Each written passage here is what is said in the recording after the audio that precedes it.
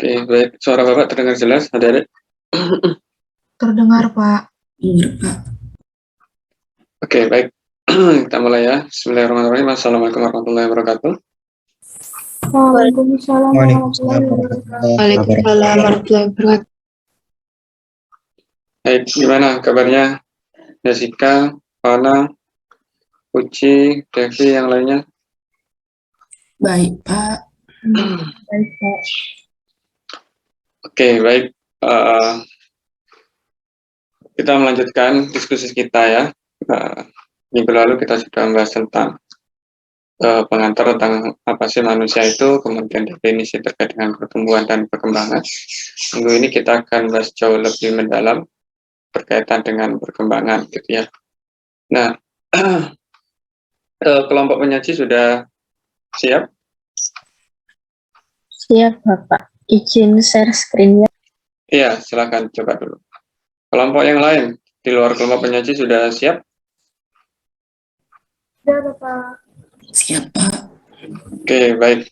Pokoknya anak sing serang siapa? Jessica.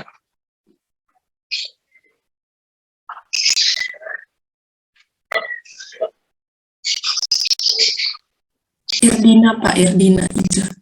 Oh, Irdina Inca. Oke, baik. Mungkin ada yang masih tidak fit betul, semoga segera sembuh ya, segera pulih 100%. Oke, baik. Nah, kita akan membahas perkembangan manusia dan tugas perkembangan masa anak dan remaja. Oke, memang ini di mana kontrak di awal dulu saya menuliskan ini ya, tetapi Bapak harap adik-adik menjelaskan tidak hanya pada masa anak dan remaja, tetapi dari anak usia dini hingga dewasa ya, karena kan perkembangan manusia pada masing-masing jenjang usia itu berbeda-beda. Tugasnya juga, tugas perkembangannya pun juga berbeda-beda. Begitu juga untuk yang kelompok selanjutnya ya. Jadi silakan dimantapkan lagi jika ada perubahan-perubahan, meskipun sudah upload PowerPoint nggak ada masalah ya. Oke, baik. Sepertinya kelompok yang lain sudah siap, Mbak ya. Jadi silakan untuk bisa dimulai. Baik, saya mulai. Assalamualaikum warahmatullahi wabarakatuh. Waalaikumsalam warahmatullahi wabarakatuh. Warahmatullahi wabarakatuh. Yang terhormat dosen pengampu mata kuliah yaitu Bapak Sadam Hussein dan Pak Dr. Didik Pambudi. Kami dari kelompok 2 akan mempresentasikan hasil kerja kelompok kami yang berjudul Perkembangan Manusia dan Tugas Perkembangan Masa Anak dan Remaja. Nah, anggota kelompok 2 terdiri dari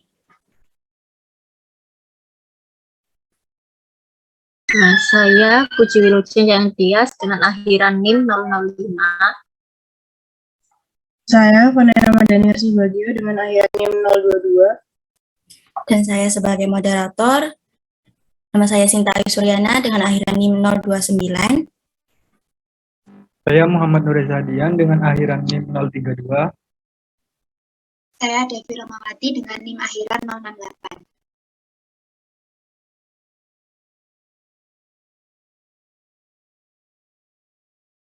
Materi yang akan kita bahas, yang pertama adalah pengertian perkembangan manusia, yang kedua tugas perkembangan masa anak, dan yang ketiga adalah tugas perkembangan masa remaja. Next. Baik, kita akan mulai dengan materi yang pertama, yaitu pengertian perkembangan manusia, yang akan dijelaskan oleh Puji. Silahkan. Baik. Perkembangan manusia adalah proses kompleks dan dapat dibagi menjadi 4 ranah utama, yaitu perkembangan fisik, intelektual yang termasuk kognitif dan bahasa, serta emosi dan sosial yang di dalamnya juga termasuk perkembangan moral. Meskipun tiap-tiap ranah menekankan aspek khusus dari perkembangan, ada yang saling ketergantungan luas di antara ranah-ranah tersebut. Keterampilan kognitif atau cognitive skills, misalnya, dapat bergantung pada pengalaman sosial dan kesehatan fisik serta emosi. Seorang anak yang berada dalam kesehatan fisik dan emosional yang baik dan terbuka pada berbagai pengalaman sosial, ia akan mampu belajar lebih daripada anak yang berada dalam situasi yang sebaliknya. Perkembangan sosial ini juga dapat dipengaruhi oleh kedewasaan biologis, pengertian kognitif, dan reaksi emosional. Akibatnya, tiap-tiap ranah merefleksikan ranah perkembangan yang lain. Dalam menggambarkan keempat ranah tersebut, perkembangan semasa hidup atau lifespan development telah menjadi perspektif yang multidisipliner yang meliputi ilmu biologi, fisiologi, kedokteran, pendidikan, psikologi, sosiologi, dan antropologi menurut Haltes dalam RISE 2002.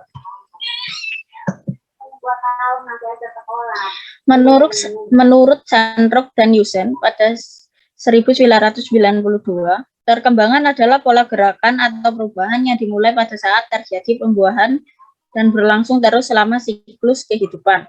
Psikologi perkembangan memusatkan perhatiannya pada perubahan-perubahan perilaku dan kemampuan yang terjadi pada saat terjadinya perkembangan pada manusia. Isu-isu yang ditelaah tentang perkembangan ada 3. Yang pertama, natur dan nurtur, yang mempertanyakan tentang penyebab atau sumber terjadinya perubahan dalam perkembangan itu dibawa sejak lahir atau karena pengaruh lingkungan. Yang kedua, continuity atau discontinuity, yaitu isu yang mempertanyakan apakah pola perkembangan itu menetap, apakah karakteristik terdahulu dapat memperkirakan karakteristik berikutnya. Yang ketiga, normatif dan ideografik, yang mempertanyakan dan membicarakan bahwa perkembangan itu didasari oleh proses internal biologis yang terjadi secara umum dan bahwa perkembangan berlangsung dari suatu langkah ke langkah berikutnya atau normatif, atau berpusat pada seorang individu anak yang berbeda dari anak lainnya menurut Fasta 1992. Kemudian materi yang kedua, tugas perkembangan anak yang akan disampaikan oleh teman saya. Terima kasih. Baik, tugas perkembangan masa anak. Nah, di sini kita harus tahu maksud dari kata tugas perkembangan masa itu apa sih? Nah, tugas perkembangan masa itu maksudnya adalah setiap anggota kelompok itu diharapkan anggota mereka itu memperoleh keterampilan penting tertentu dan pola perilaku yang disepakati oleh kelompok usia yang berbeda sepanjang hidup mereka. Nah, di sini dibedakan menjadi tugas anak. Nah, pada masa tugas anak, tugas perkembangan masa anak itu dibedakan menjadi usia prasekolah dan usia sekolah. Nah, usia prasekolah itu dibedakan dengan ciri-cirinya adalah usia mereka masih 2-6 tahun. Nah, disebut masa kanak-kanak awal dan juga masa eksplorasi. Nah, pada usia sekolah, anak-anak ini sudah berusia 6-13 tahun. Disebut masa anak-anak akhir dan merupakan masa intelektual bagi mereka. Nah, tugas perkembangan masa anak di usia prasekolah menurut Robert J. Huggins itu yang pertama adalah toilet training, di mana anak-anak usia dini ini harus diajari oleh kerabat mereka atau keluarga mereka untuk bisa ke toilet sendiri. Yang kedua, belajar membedakan jenis kelamin, yaitu melalui observasi. Anak dapat melihat perilaku, bentuk, dan pakaian yang berbeda untuk setiap jenis kelamin. Nah, yang ketiga, belajar mencapai stabilitas fisiologis karena kondisi fisik anak menjadi jauh lebih tidak stabil daripada orang dewasa. Oleh karena itu, orang tua perlu memperhatikan stabilitas fisik anak-anak mereka, baik dari segi penyediaan makanan bergizi maupun menjaga kebersihan. Nah, yang keempat, belajar membedakan konsep sederhana tentang realita fisik dan sosial. Yang kelima, belajar untuk terhubung secara emosional dengan orang tua dan keluarga.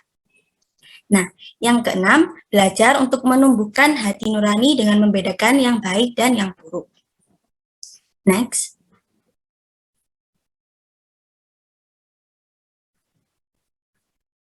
Akan dijelaskan oleh Vanaya. Dipersilakan. Baik, untuk tugas perkembangan anak prasekolah menurut Harlock 1993, yaitu yang pertama, mempelajari keterampilan fisik yang dibutuhkan untuk bermain. Kemudian yang kedua, mempelajari sikap yang sehat atau positif terhadap diri sendiri seperti etika, moral dalam masyarakat. Yang ketiga, mempelajari cara bergaul dengan teman sebaya sesuai dengan etika moral yang berkembang di masyarakat. Yang keempat, mempelajari cara memainkan peran sesuai jenis kelaminnya. Yang kelima, mempelajari keterampilan dasar literasi dan berhitung. Yang keenam, meningkatkan konsep-konsep yang diperlukan untuk kehidupan sehari-hari. Yang ketujuh, menumbuhkan sikap